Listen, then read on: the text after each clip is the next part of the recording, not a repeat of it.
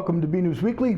I'm Phil Gallagher along with BNEWS producer Sydney Bowles, BNEWS reporters Tad Stefanak and Robert Paris, Anthony Matos with sports, Peter Brown with the weather, and Gretchen Carey with community calendar. Thank you for joining us. Residents have taken to Burlington Facebook pages to ask about some loud noises heard late Wednesday night, exactly at 10:08, which when I heard it almost knocked me out of my easy chair. BNews reached out to the Burlington Police Department and the state police and have this report. Burlington Police called a Massachusetts bomb squad after a resident turned in a bucket of 17 military-grade smoke flares to the fire department.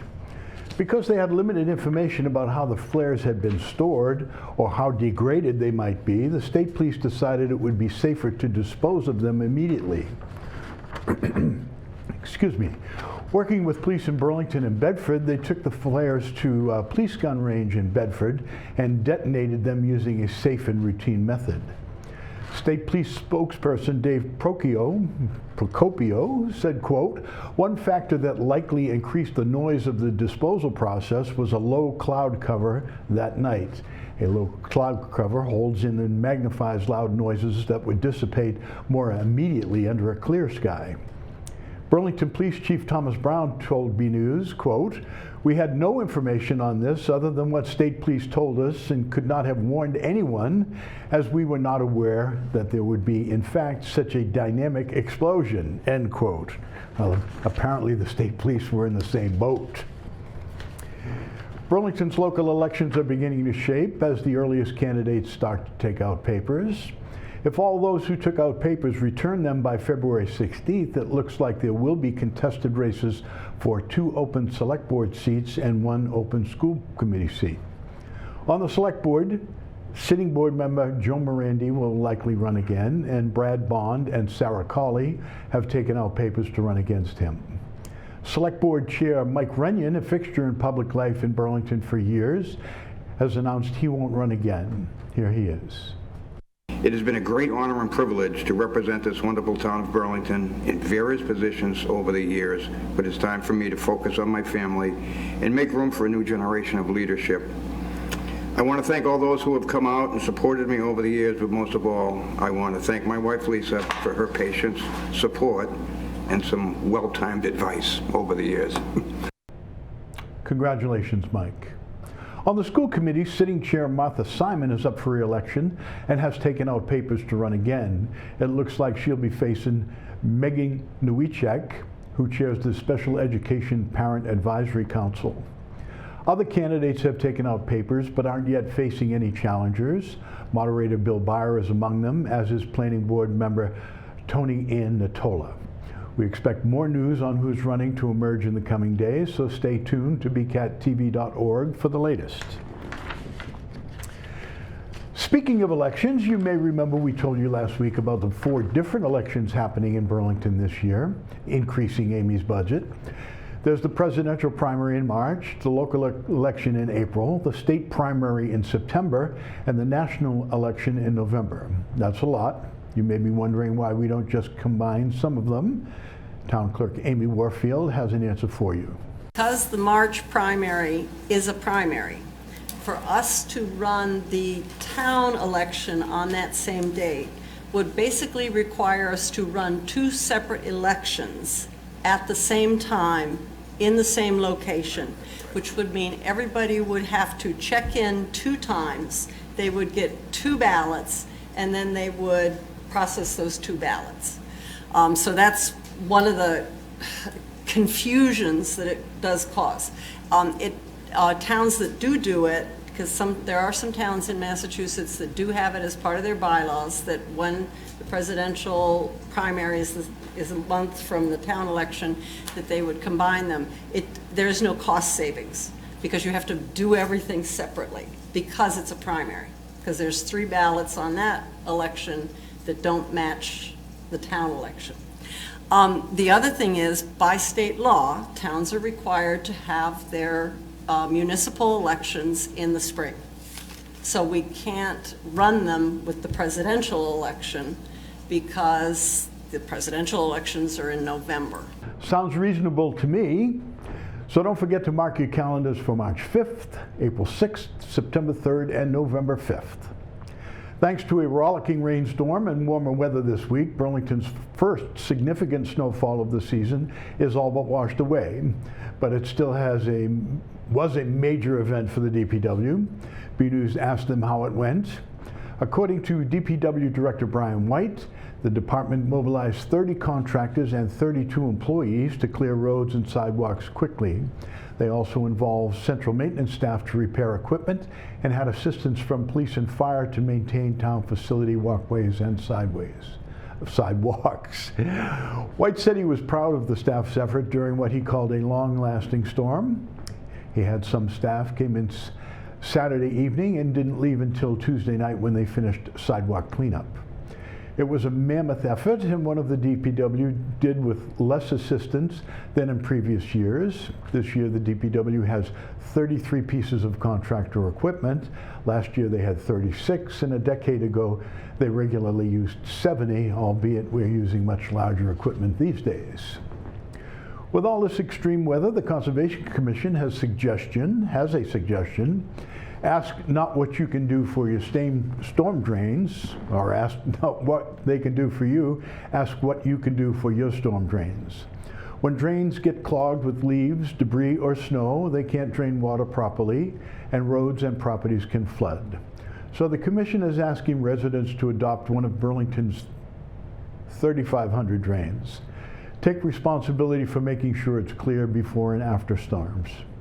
You can even give it a name. Some of Burlington's adopted drains are currently named Fat Boy, Danny Boy, and Flo. Public servant, firefighter, and unofficial Burlington Mayor Al Fay was laid to rest this week. Community leaders paused their proceedings this week to honor his life. Here's Select Board Chair Mike Runyon, BPS Superintendent Eric Conti, and Board of Health Chair Ed Miner. I would like to add my voice to the chorus of condolences to Joyce and the entire Fay family that I have heard and read about in local media and online over the weekend. There's not much that I can add other than to say he was a remarkable man who touched many lives for the good of our community. I recall he once told me that if you are not part of the solution, you're part of the problem. Al was part of the solution in so many ways, but his greatest satisfaction was bringing smiles to the faces of our youngest generation and those whose lives were affected at birth with disabilities. He was often referred to as Mr. Burlington. It's a nickname he so rightfully earned. Rest in peace, my friend Al Fay. I just remember Al always being very welcoming, and a lot of the kids that I've met really looked forward to the fire truck, the ride on the fire truck and the connection. So again, I think Al just provided great life to the community, and he'll be missed. I want to take a moment of silence for a true American and someone whose commitment to our town will be felt for many years. Mr. Al Fay, Mr. Burlington, passed away a few days ago. He served as a community leader for decades, a Burlington firefighter, selectman, member of our planning board, and founder and host of so many towns' programs and traditions. Please join me right now for a moment of silence.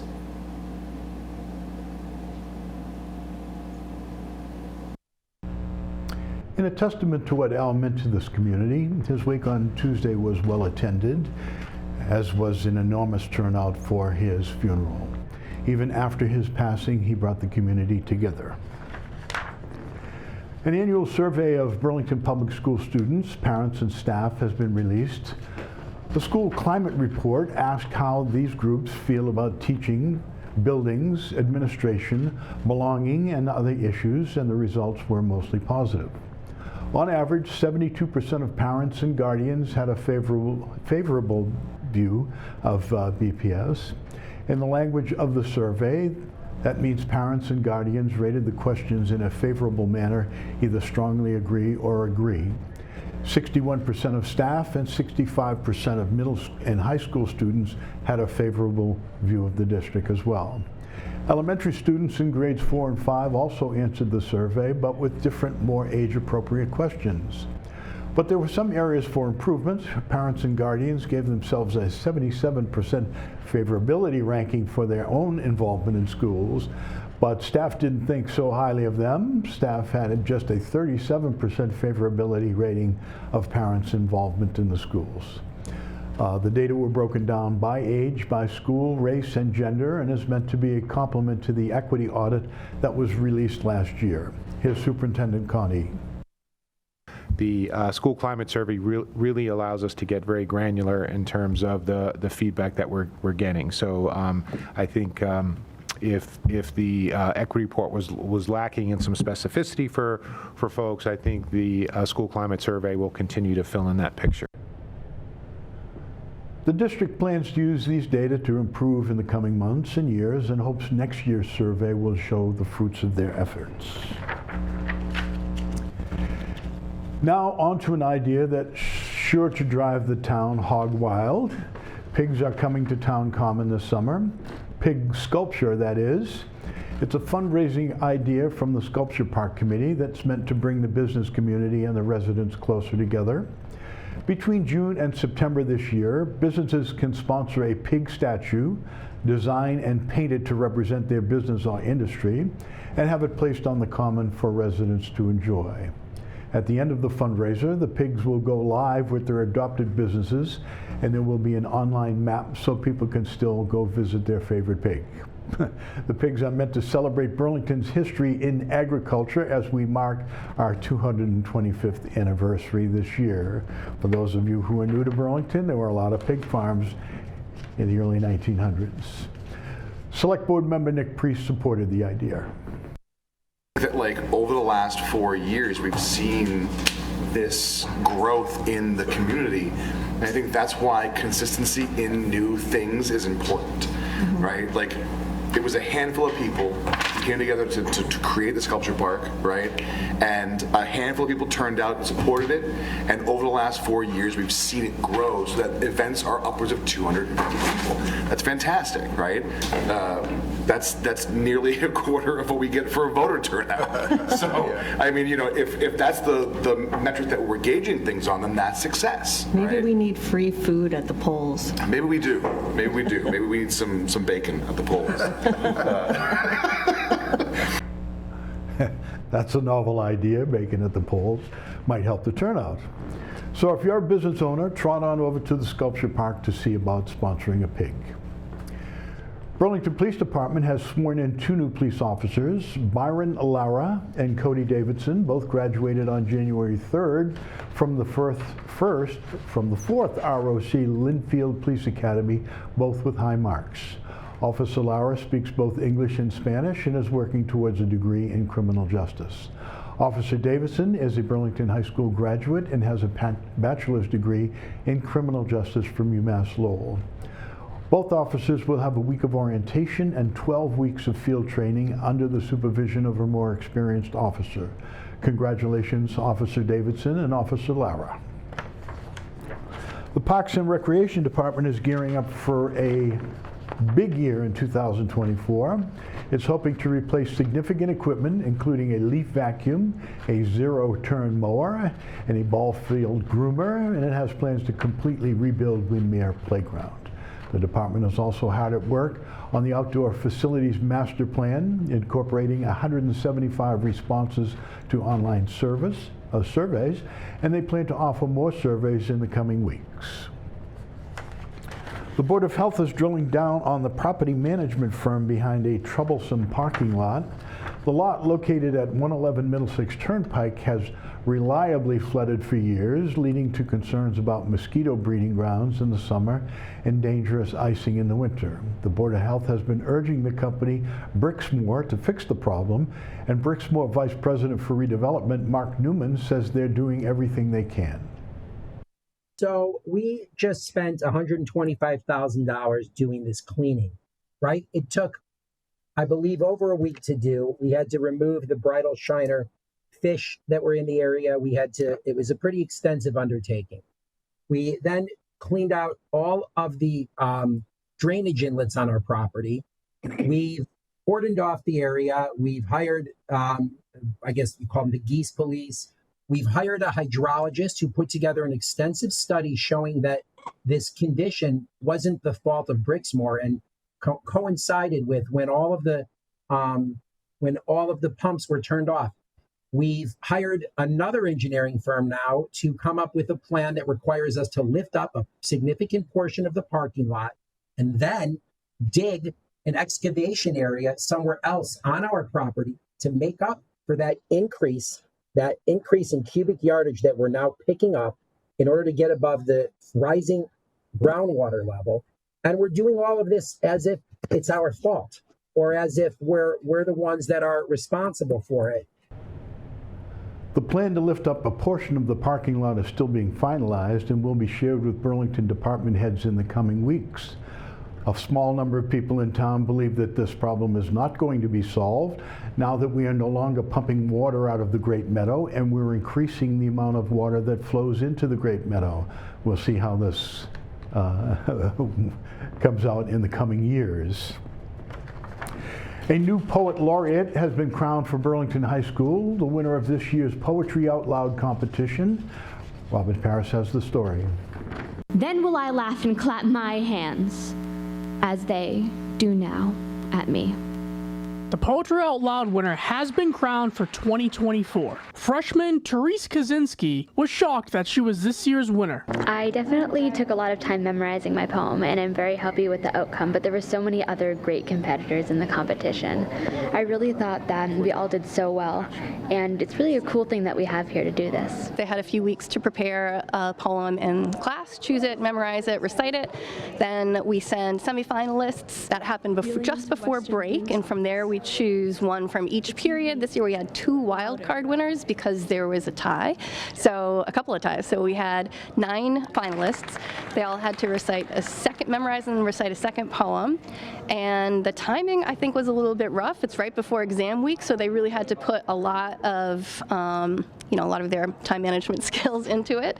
They chose poems that I think really reflect what's important to them, some of their identities, some of the language that they love, and as always, they got on the stage and made me proud. Poetry Out Loud is a competition in which students memorize and recite already published poems. It is not easy to get up on a stage, especially in front of judges and your classmates. They were able to get up here and maintain composure. A lot of them were new to the finalist stage, so this was a big deal. And we also had some students who've been really trying to get there for 4 years, and so I'm feeling excited for them and proud of them. I thought, again, that everybody did an amazing job. There were so many other, as I said, great people who did this, and it's my first year here, and I'm really glad to have the opportunity to be able to compete in one of these competitions, and I'm excited to go on to districts to represent us.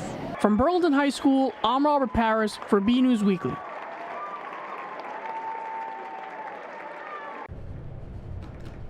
Burlington Parks and Recs is putting on programming to help you stick to your New Year's resolutions. Tad Stefanek has more. The Burlington Parks and Recreation Department has a few new ways to make a healthy New Year's resolution and stick to it.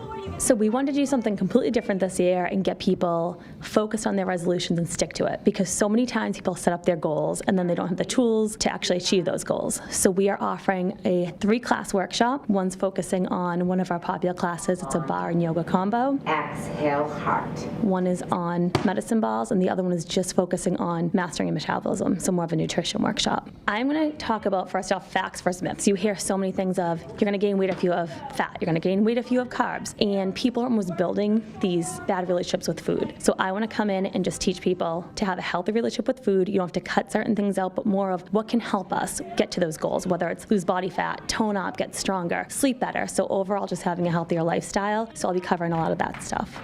Most people track progress through just jumping on a scale. So overall, your weight is bone, muscle, water. You don't know which one goes with which. With our body composition machine, it's going to break it down. So you know exactly how much muscle you have, how much fat you have, how much bone, how much is water. So it's so important because someone might be the same weight, but have lost 5 pounds in body fat, gained 5 pounds of muscle, so there's really a 5-pound difference. So it's super important to track body composition rather than just weight. This is just to give you a taste to come in, try out a class. You don't have to sign up for the whole season.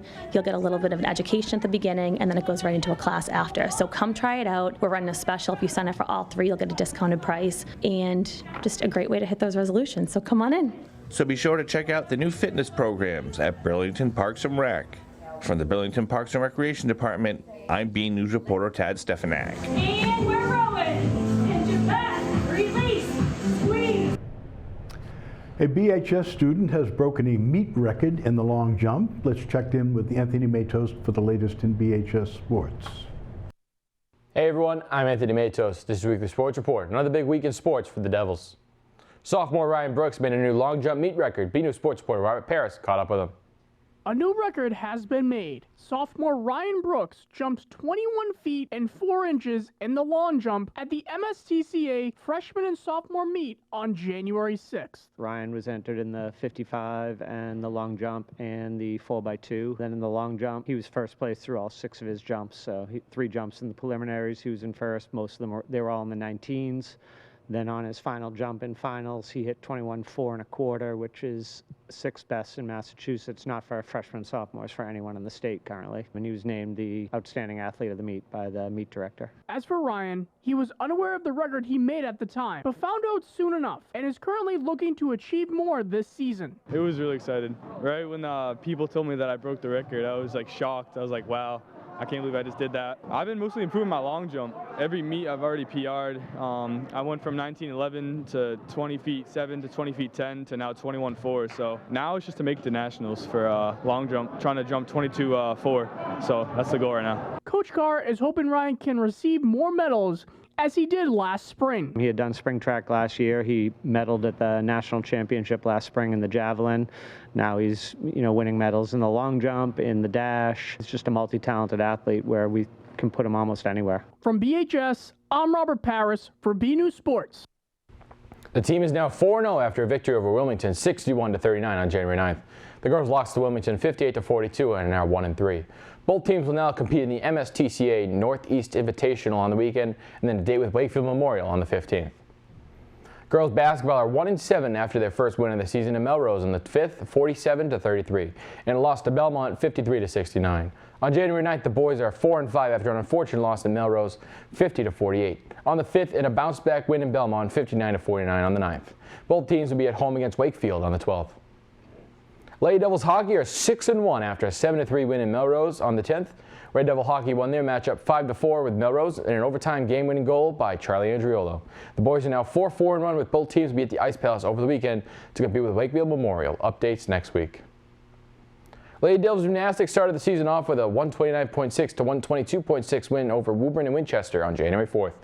Burlington will remain at home for Melrose on January 11th. Updates next week.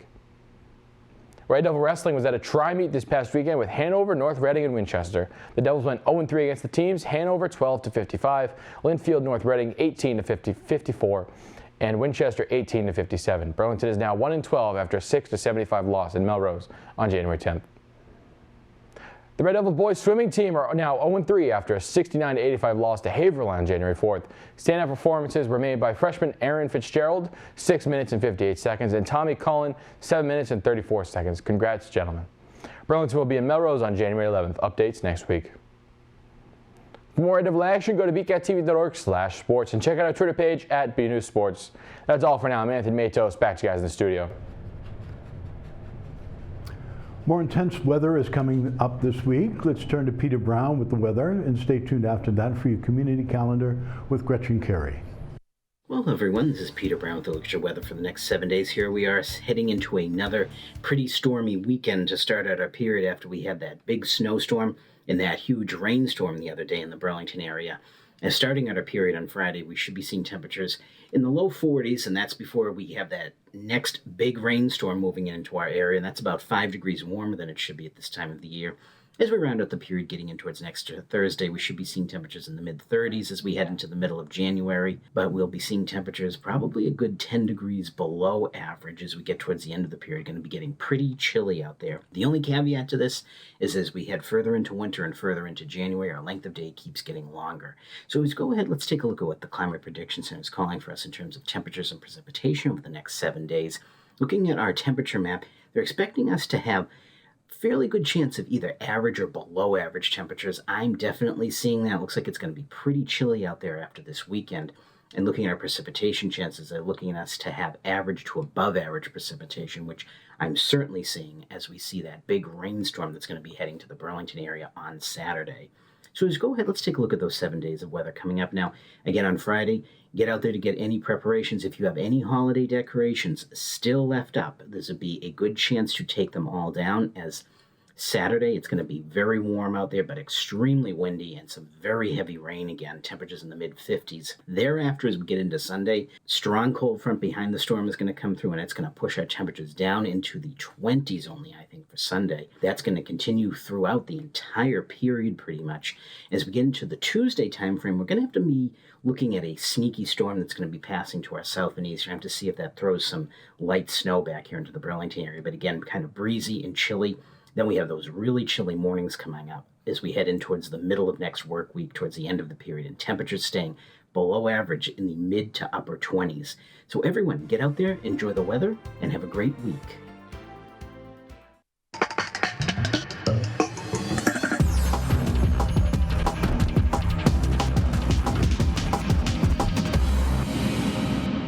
Hey everyone, I'm Gretchen Carey, and this is your Community Calendar. On January 17th from 5 to 7 p.m., the Murray Kelly Wing at 61 Center Street will be having the Burlington Civic Expo. Come meet elected officials, department staff, and neighbors. For more information, go to burlington.org. Also on January 17th from 6 to 8 p.m., the Burlington Public Library will be having a teen pizza and movie night. The event is for kids in grades 6 through 12. Pre-registration is required. To register, go to the library website. On February 3rd from 7 to 11 p.m., the Burlington Area Chamber of Commerce will be having their 6th Black Tie Gala at Cafe Escadrille. For more information and to register, go to the following website. For more community calendar events, go to bcattv.org, burlingtonpubliclibrary.org, and burlingtonrecreation.org. I'm Gretchen Carey, and that was your Community Calendar. We'll come to a close this week with a photo sent in by a member of the community. BNEWS reporter Robert Paris was at Al Fay's funeral procession this week, and he's sharing this photo of firefighters saluting a fallen comrade. Rest in peace, Al. Thank you, Robert, for the picture. If you have a photo you'd like to share, email it to us at bcat@bcattv.org with the subject line Photo of the Week. And we know you've all been paying attention to the news out of Boston, where Bill Belichick is out as coach of the New England Patriots. Hard to believe. Our sports reporter Robert Paris is hard at work bringing you the responses to this news from community members. Last but not least, over the course of each year, we come up with dozens of photos of the week, and we'd like you to choose the photo of the year. Chris Flaherty put together every single featured photo into one video, so take a look and head on over to Facebook to cast your vote for the photo of the year of 2023. That's the program for this week. I'm Phil Gallagher. Thanks for watching.